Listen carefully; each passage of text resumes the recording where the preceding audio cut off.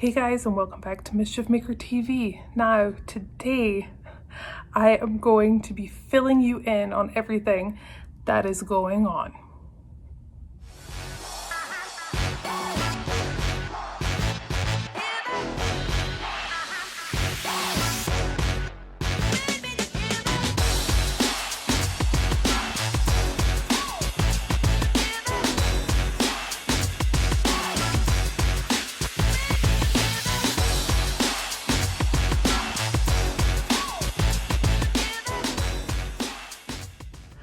So I want to start off with the first thing, pretty obvious.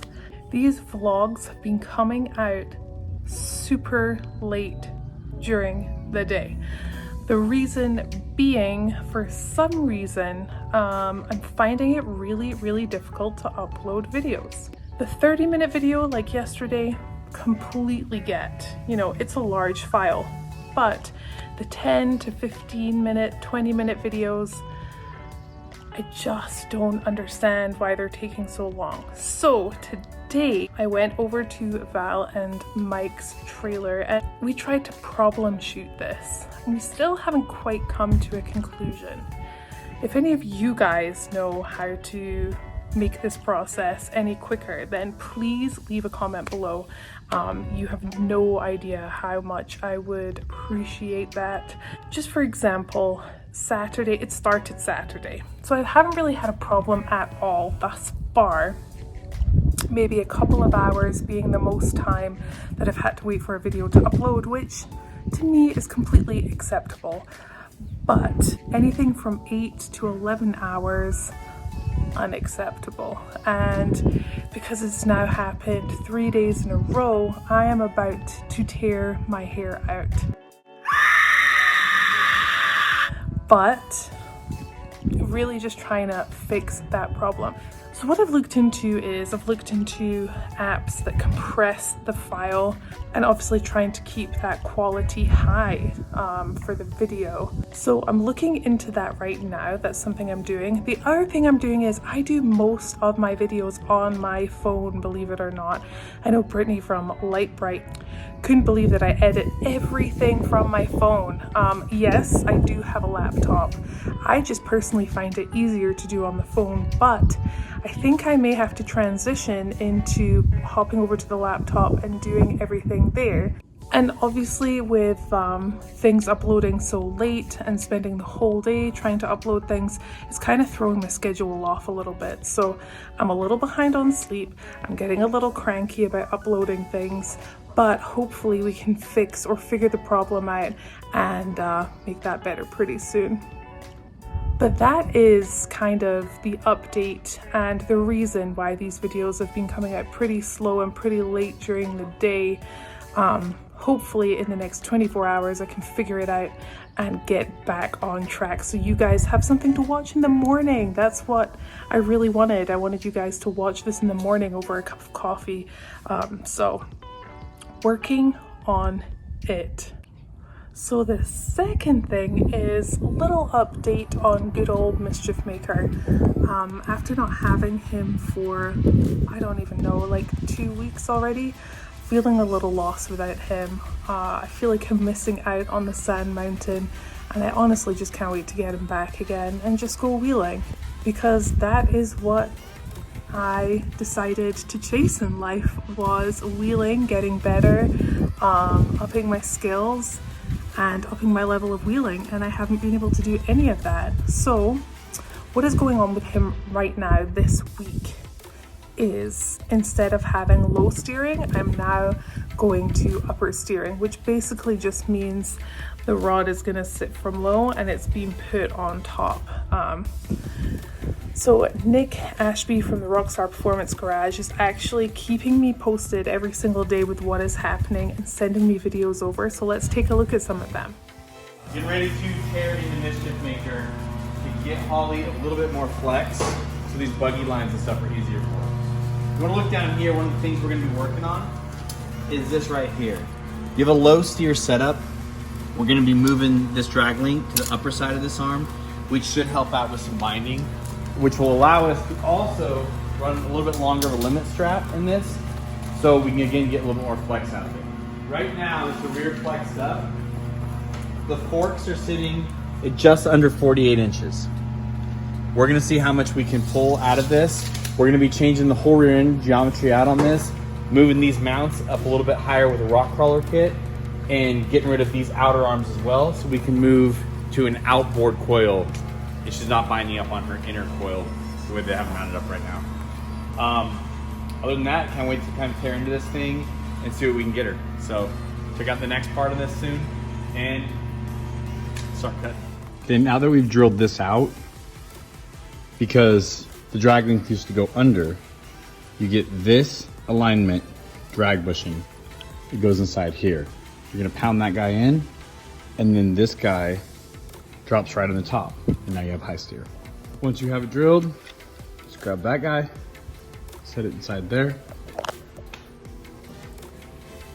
tap it in place,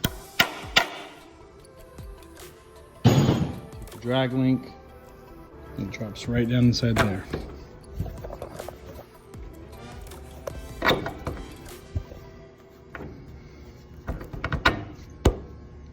That's easy. So of course he is doing a stellar job. I am actually going to be heading over there, I think, fingers crossed, next week, so that we can be there for filming the rear suspension, which I am super duper uber excited about, just because my level of wheeling has gone up significantly. So with that, I need to just make a couple of changes with the kind of obstacles that I'm taking on now. They're pretty kind of epic. We're not talking, you know, green trails anymore with a couple of obstacles. We're talking Johnson Valley, dinosaur rocks and boulders, and some pretty significant things. So, oh, and buggy lines, of course, because buggy lines are not just for buggies. That's what I say. What's fantastic is that Nick is keeping us in the loop, so I don't really feel like I'm missing out on what is going on with him, but I cannot wait to get him back and get back on those trails and yeah, hit some obstacles, man. Get up those things and wear my tires in a little more. They're still pretty new and fresh, and I really want to get those nubbins down and round everything off just as they were at the beginning of this year before we switched them out to a new set. So fingers crossed everything goes to plan. We head there next week. Everything is done by the end of next week, and then the week after, maybe go wheeling. What? That would be incredible. And then there is the third thing to update you on: schedule and events. Well, this week, I believe the Toledo Jeep Fest on the line looks like it's not going to be going on, and Bantam Jeep Fest in Pennsylvania, in Butler, Pennsylvania, a no-go. I honestly think this is the best decision, even although, I mean, I'm supposed to be working at events, right? So it's taking kind of my job away from me, but I really am appreciating the thought that's going into all of this, because, you know, we're not over this COVID thing at all. We're nowhere near it. And I think it's really a smart idea, especially for Bantam. It was their 10th year anniversary this year, and maybe just postponing it is a really clever decision, because there are thousands upon thousands of people who go to that event. I mean, when we tried to book a spot for our trailer, they had all been sold out 5 minutes into opening the registration part for that. So that just tells you how popular that event is, and it's super special. It's split between, you know, the campgrounds and all the vendors, and then downtown Butler, where they close off the street. Everyone parks their Jeeps up, and everyone just kind of roams up and down and checks each other's rigs out, and there's a vendor part, and the breweries are open, and there's live music and all of that sort. But it is a jam-packed, filled with people event. So although I'm really sad about it and just wondering if they're going to postpone it till later on in the year like everyone else, I think that was probably the right thing to do. So what does Walter and I's schedule look like now? Well, that is a good question. We're waiting to hear from the West Coast events, whether they're running at all this year. East Coast slowly, one by one, are canceling or postponing. But everyone who has postponed so far has postponed to like September seems to be the month. Yeah, September. And it's gonna be, I think, if any of them are even open at that point, it's gonna be really difficult attending every single one of them. But as of now, we're just waiting for the Jeep to get done. We're gonna do like a shakedown somewhere in California, and then we're planning on going over to the East Coast.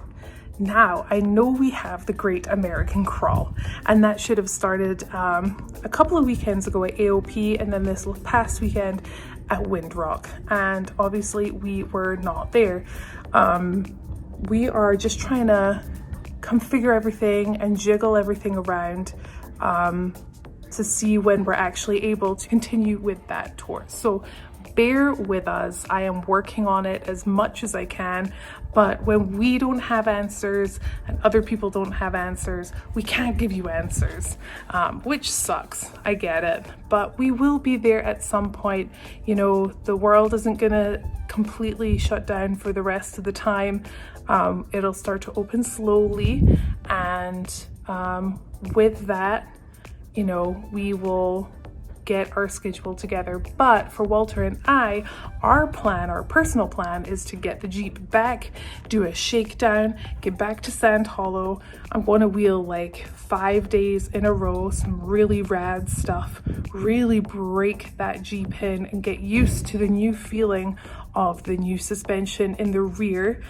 And then we will head on over to the East Coast and get some wheeling done there with people that I am dying to wheel with again. So that's kind of an update on everything that's going on right now.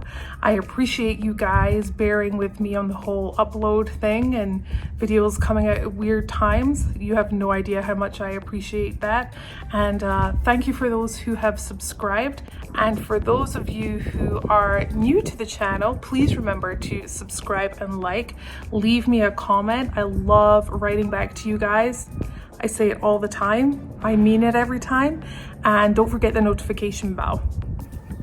If you are looking for Mischief Maker merch, head on over to www.women-wheelers.com. The link is below, and guess what? You can order your What the Frickle Frackle t-shirt, both in men's t-shirts and women v-neck t-shirts.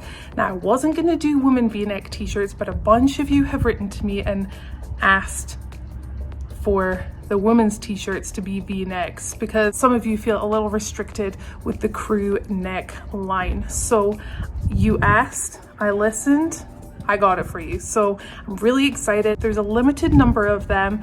There's only 18 women and 18 men's.